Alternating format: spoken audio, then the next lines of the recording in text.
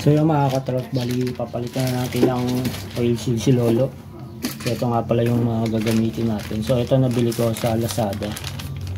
So 300 plus to. Kaya di ko rin alam kung original to no? Kasi ito madali lang naman gayahin to itong ano na to. So Indonesia made siya. Itong oil seal. So itong ano dust seal is ito sureball to, replacement lang to mga katrops kasi magkaiwalay pa to yung nabili ko. Nakalimutan ko kasi na kailangan pala pag bumili partner na nga pala ay ito lang ang nabili ko, kaya bumili uli ako ng iba. Yun nga lang, talagang replacement lang siya, pero tingin ko okay na to kasi hindi naman natin pambabakbak to si Lolo kaya tingin ko tatagal na to. So yun, umpisahan natin to mga katrops, nakabit natin at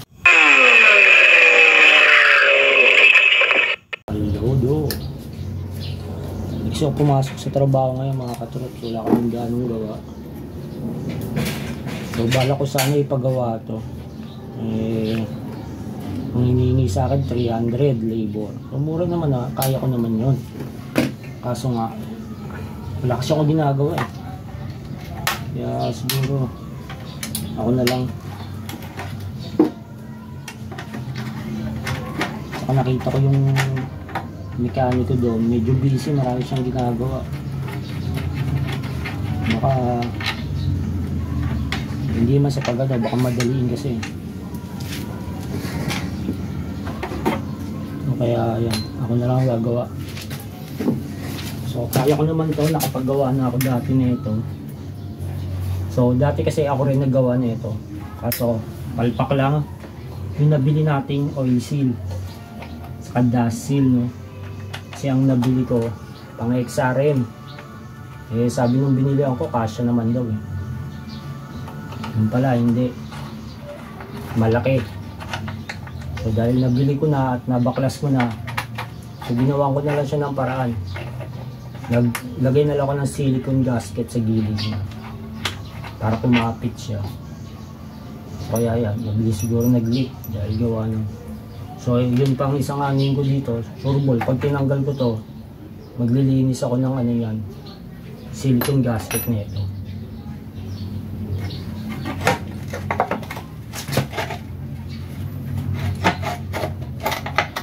Ito ang medyo mahirap. Matanda kung paano ko binabaklas ito. Ayun. Siyempre, pisal-pisal na.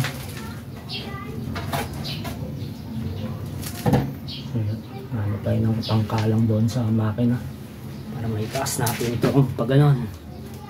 Ayan, let's go. So yun mga katrops, na baklas na natin yung mga dapat baklasin dito mga katrops no, para maano natin tong shock. So ayan, nag voice over na lang ako mga katrops kasi yung kapitbahay natin is nagbukas ng radyo, ang lakas, makaka-copyright tayo. So ayan, unahin natin yung tornilyo dito sa may ilalim. Ayan, sana walang ma-lost thread mga katrops kasi yun ang mahirap syempre dahil medyo luma na to at medyo kinalawang, mahirap pag na-lost thread. Kaya sana maging smooth yung pagbabaklas natin para walang aberya. Yun ang pinaka nakakatamad pa namang aberya, may malo-lost thread bago hindi mabuksan. So ayan, baklasin natin to. Grabe, tigas na tigas ngiwing-ngiwi na tayo dyan mga katrops. Ayun, natanggal na. Ngiwing-ngiwi, ang pangit natin dyan mga katrops no.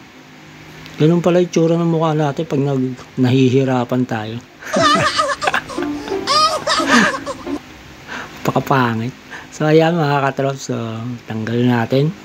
Pag muna natin yung mga dumi-dumi pa kasi rola ng kapitbahay ito nakita ko ito na lang ako natin. Pangsalo natin ng langis. Pakalat-kalat yung kasirola ng kapitbahay mga katrops, kaya ayan, pangalo na lang ng langis yan. So yun, natanggal na natin. One man down mga katrops, at yung babaklasin natin dito. Sana wag tayo mahirapan. Yung pork oil. Yan. Yung pork oil nga pala mga katrops, halos wala akong idea kung gaano karami. So may napanood ako sa YouTube, kaso iba kasi yung mga shock niya eh, malalaking motor eh.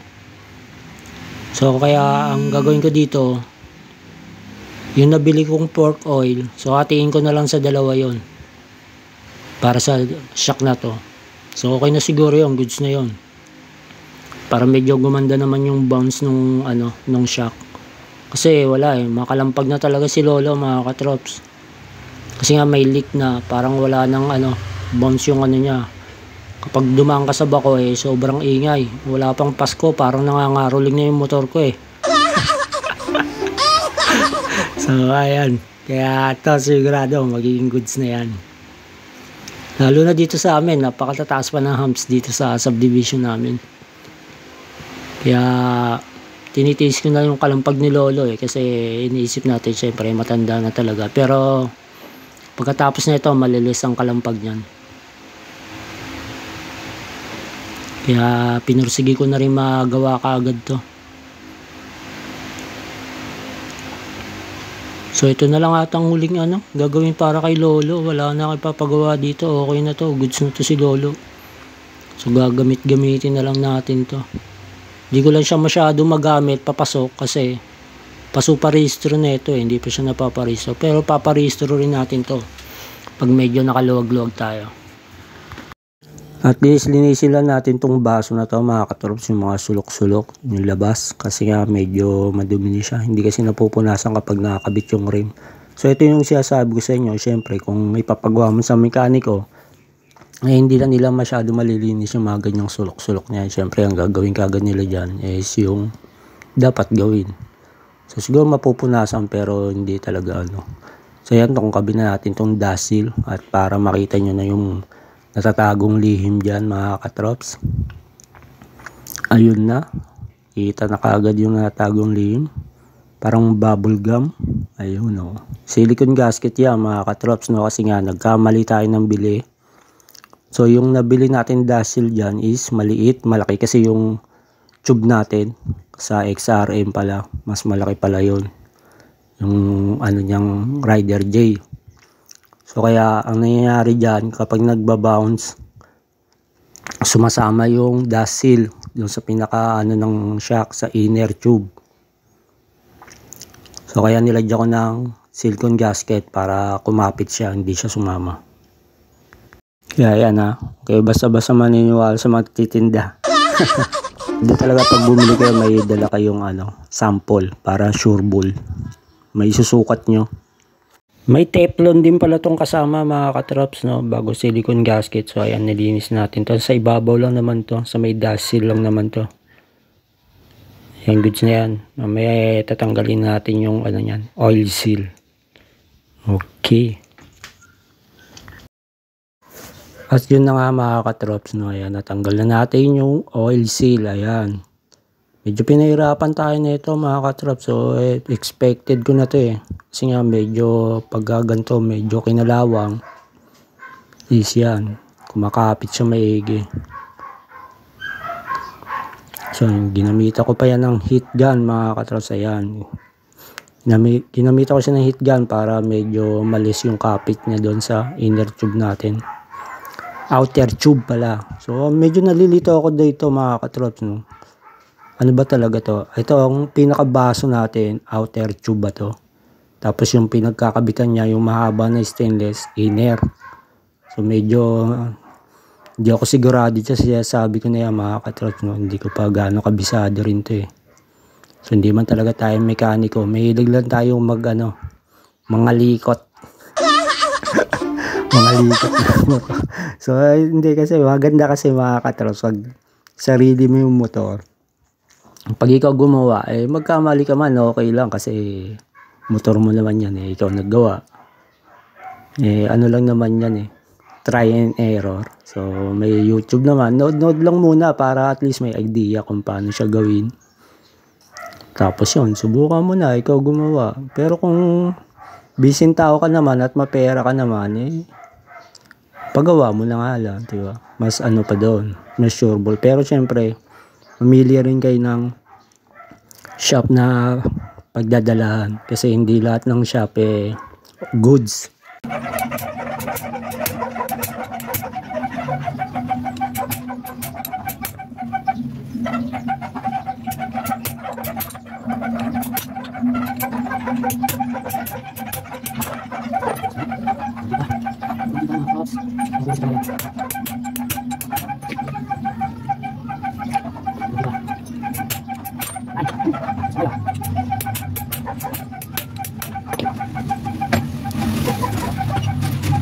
Ito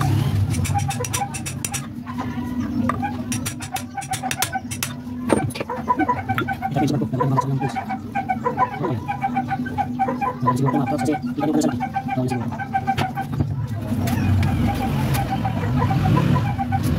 Ito na po. Ito siguro po. Masih belum masuk. Belum masuk. Belum proses dulu. Sebelum natin. Mari. Nasi. So, balik sa shock. Ini ada nasi.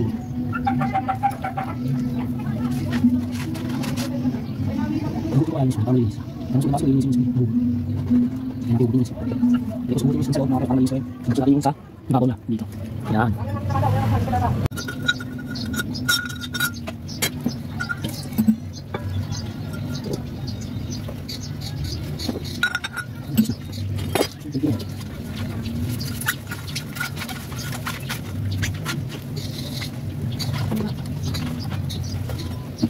Yung mga rason natin ngayon. Kasi kasi ka natin.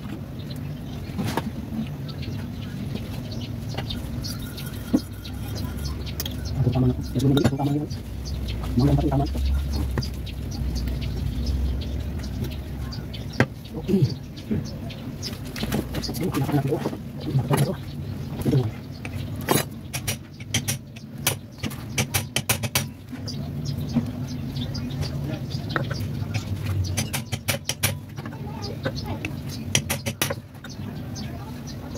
Diba? Okay na. The last one.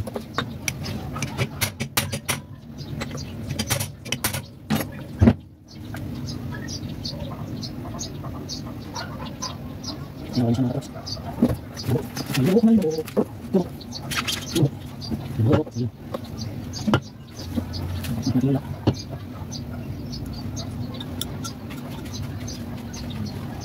Nawalan siya.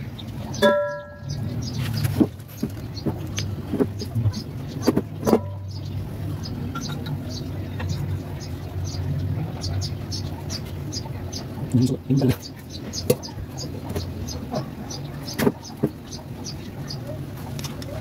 Ini semua terus, ini tadi, belum tadi semua.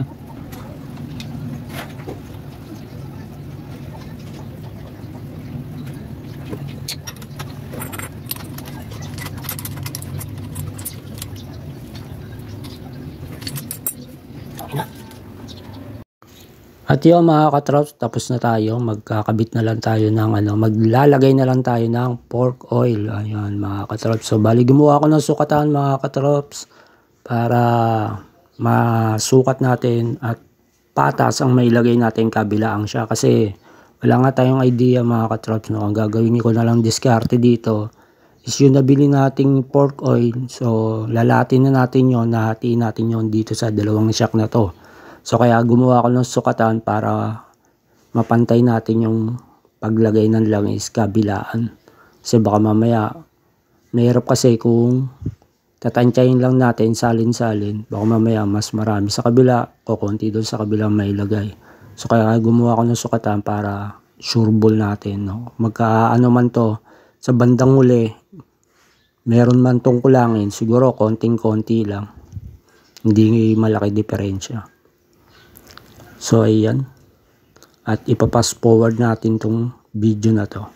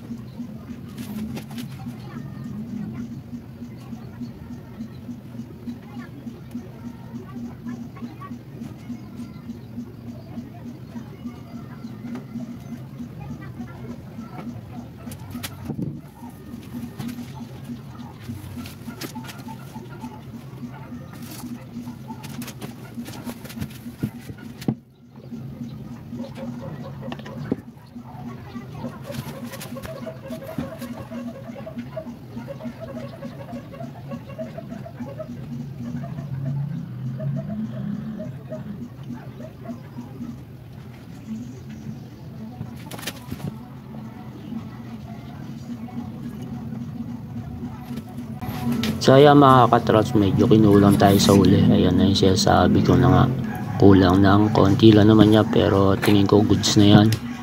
So kada shock mga katrops, isang nailagay natin dyan is pangalawang salin. Yan, pangalawang salin na yan dyan. So ubos na yung pork oil natin. So doon sa kabila nakadalawang salin na tayo sa sukat na yon. At itong yung sasalinan ko is pangalawa na rin yan. Medyo kinulang ng konti, pero goods na yan mga katrops, no. Konting-konti lang naman yung diferensya niya. So ayan, medyo natagalan tayo dito sa paggawa mga katrops, gawa ng oil seal. Medyo nahirapan tayo magtanggal ng oil seal. Ayan, okay na yan mga katrops. So ayun, at least nakamenos tayo, at yung oras na wala tayong ginagawa is lumipas.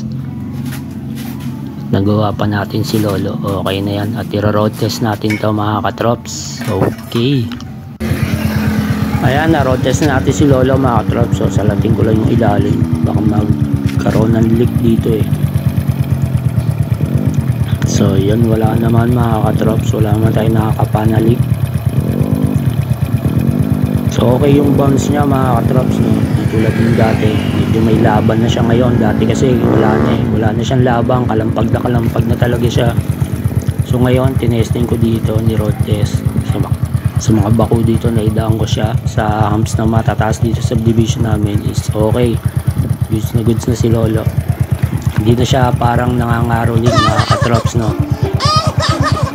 Tahimik na siya, medyo nawala na yung konting kalampag. So ayan, check natin yung dust seal nya, baka umaangat kasi yung dating dust seal umaangat mga katrops, kasi nga hindi siya magkasukat. So ngayon okay na, goods na si Lolo mga katrops. So okay.